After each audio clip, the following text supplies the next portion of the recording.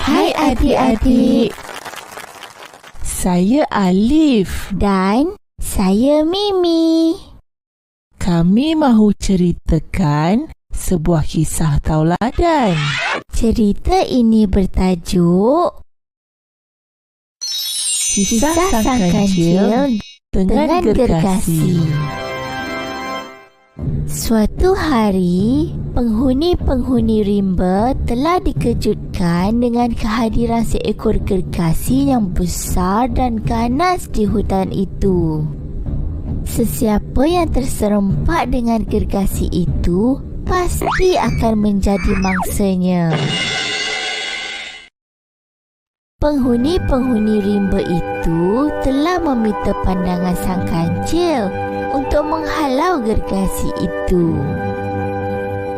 Sang Kancil berfikir sejenak bagaimana hendak menghalau gergasi itu supaya keluar dari hutan ini. Tidak lama kemudian, Sang Kancil mendapat akal.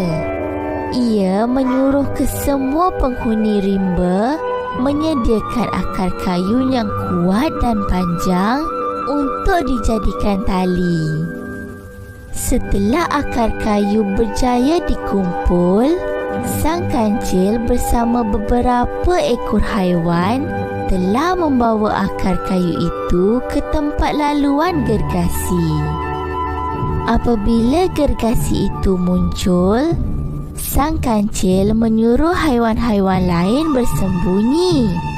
Kemudian, Sang Kancil berdiri di depan gergasi itu, lalu menggali tanah dalam keadaan gopoh-gapah. Gergasi merasa hairan mengapa Sang Kancil tidak takut bila melihatnya. Malah, Sang Kancil menggali lubang dengan pantas pula. Dengan suara yang garang, gergasi menegur Sang Kancil. Apakah ia tidak takut pada gergasi itu? Sang Kancil menjawab dalam keadaan tercungap-cungap. Kononnya, Raja Sulaiman telah memerintahkan ke semua haiwan supaya bersembunyi di dalam lubang kerana tidak lama lagi langit akan runtuh. Gergasi berasa cemas dan risau. Ia tidak tahu bagaimana hendak mengelak dari ditimpa langit. Dengan tubuh sebegitu besar, sudah pasti tiada tempat yang selamat untuknya. Sang Kancil memberi cadangan. Kononnya, dia boleh menjampi dan menjadikan gergasi itu menjadi kecil. Lalu senanglah ia masuk ke dalam lubang ini. Tanpa berlengah lagi, gergasi meminta Sang Kancil segera menjampinya menjadi kecil. Sang Kancil menyuruh gergasi itu baring sambil memejam mata. Semasa menjampi, Sang Kancil melarang gergasi membuka mata. Jika ia membuka mata, maka jampi itu tidak akan menjadi. Setelah gergasi itu baring, Sang Kancil dan haiwan-haiwan lain segera mengikat seluruh tubuh gergasi dengan akar kayu. Setelah diikat, gergasi pun membuka matanya dalam keadaan terkejut. Barulah ia sedar, rupa-rupanya ia telah diperdaya oleh Sang Kancil. Gergasi meronta-ronta cuba untuk melepaskan diri, namun ia gagal. Menyedari ia tidak mampu membuka ikatan itu, gergasi pun merayu supaya ia dilepaskan. Sang Kancil berjanji akan melepaskan ikatan gergasi dengan syarat gergasi tidak akan mengganggu penghuni rimba ini lagi dan pergi jauh dari sini.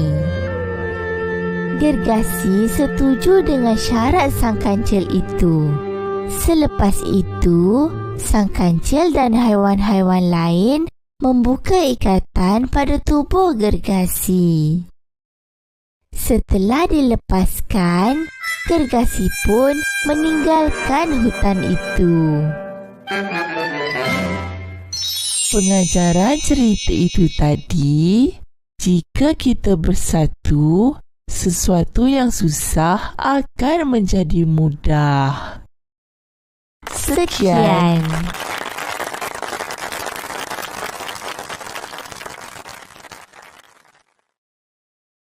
Sila salin pengajaran ke dalam buku anda.